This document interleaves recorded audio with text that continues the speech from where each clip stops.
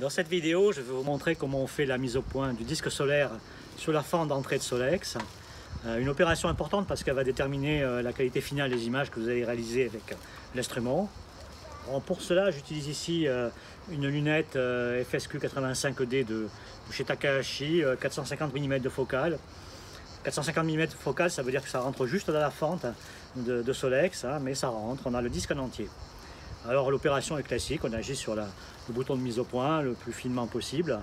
Pour aider, moi j'utilise un palpeur de mécanicien qu'on voit ici, qui permet d'estimer et de quantifier un petit peu les choses en avant, en arrière, à quelques dizaines de microns près. Bon, c'est toujours pratique, c'est pas absolument indispensable, mais c'est bien utile. Voilà, alors tout le reste va se passer sur l'écran de l'ordinateur avec des critères que je vous propose de découvrir avec moi. Nous voilà face à l'écran avec le logiciel SharpCap pour les acquisitions. On voit l'image du spectre avec l'axe vertical, les raies horizontales. Ici, c'est la bord de la fente que l'on voit bien nette. Par contre, ici, ce n'est pas le bord de la fente. Si je bouge l'image, on s'aperçoit que ça va se déplacer. C'est le bord du soleil, tout simplement, à l'extrémité de la fente. Et on va zoomer un peu sur cette partie-là pour apprécier un peu mieux les critères de mise au point que je vous propose. Alors d'abord, remarquez que je suis en binning de 2 ici, ce sera comme cela que je vais acquérir. Pour travailler sur la mise au point, vous me zoomez un petit peu, agrandir. Je passe en binning provisoirement 1.1. Je vais même mettre un zoom ici dans SharpCap pour que vous voyez mieux sur la vidéo.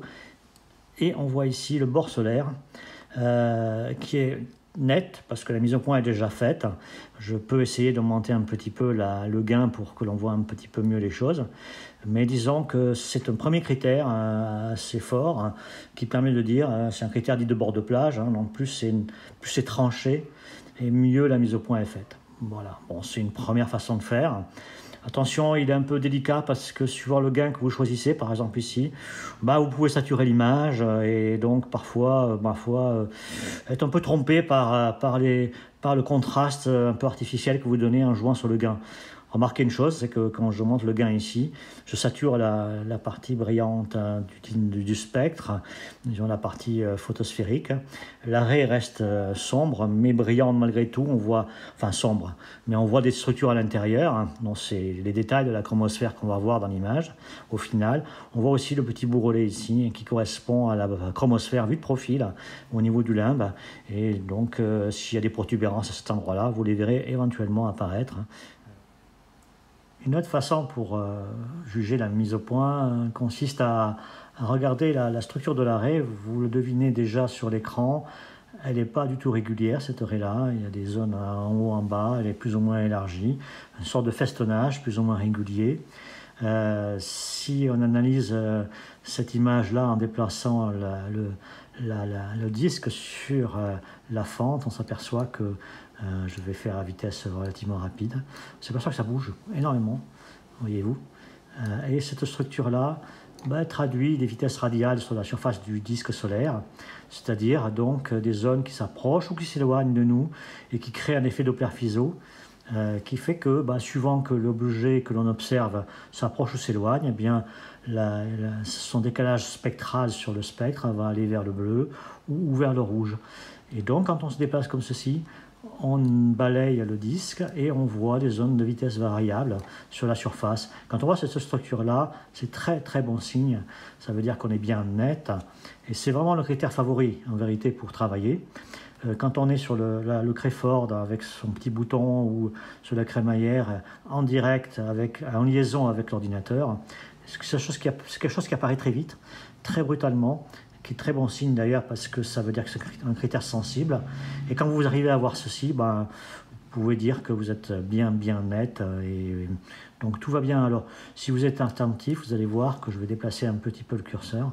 Vous allez voir qu'il y a une structure verticale aussi, plus globale, qui traduit en réalité les structures sur la surface du disque, qui sont la granulation solaire, que l'on voit aussi ici dans cette image, et qui indique aussi que la mise au point est bien faite. Quand on arrive à voir ces détails finalement assez peu contrastés, c'est aussi une bonne chose.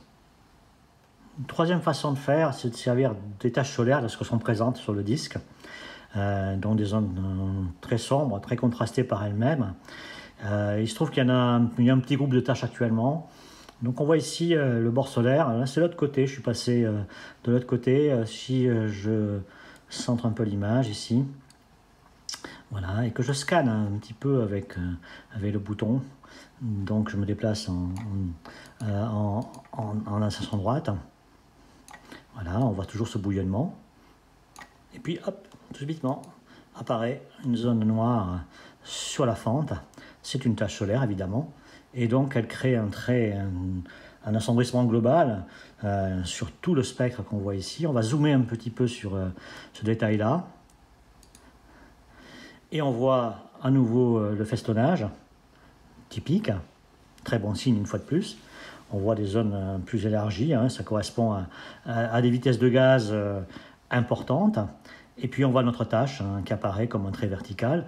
Si je déplace lentement avec la raquette virtuelle que j'ai sur la droite, je peux arriver à me déplacer. Alors c'est intéressant, on voit des zones qui apparaissent plus ou moins décrochées dans la structure ici.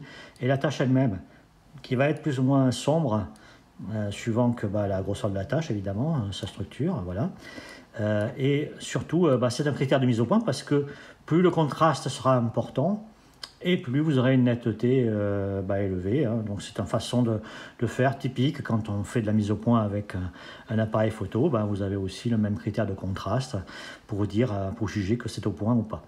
Donc c'est toujours... Alors bon, là on est dans une zone active, donc il y a beaucoup de vitesses de gaz qui sont très variables. Donc on voit même ici, regardez, c'est un peu spectaculaire.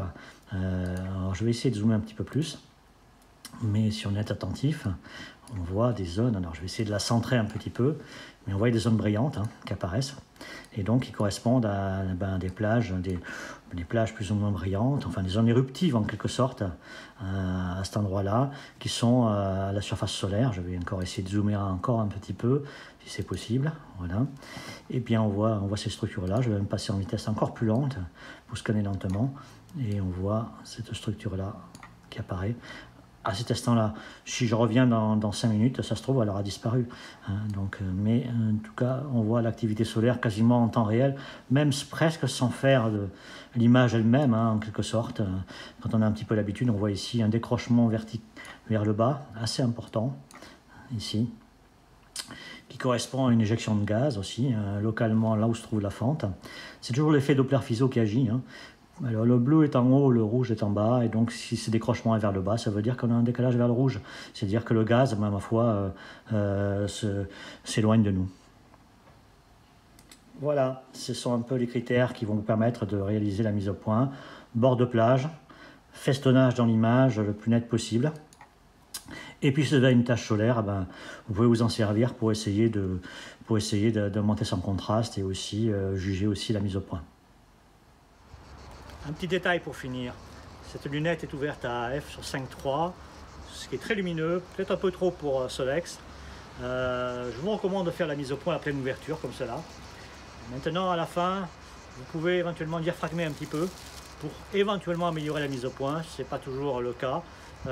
Par exemple ici j'ai fabriqué un diaphragme en impression 3D, on le met à l'avant comme ceci. Finalement avec ce diaphragme l'ouverture est à f sur 6.5. J'ai une très légère amélioration de la qualité image. À vous de juger si c'est rentable avec votre matériel. Donc il faut faire des petits essais.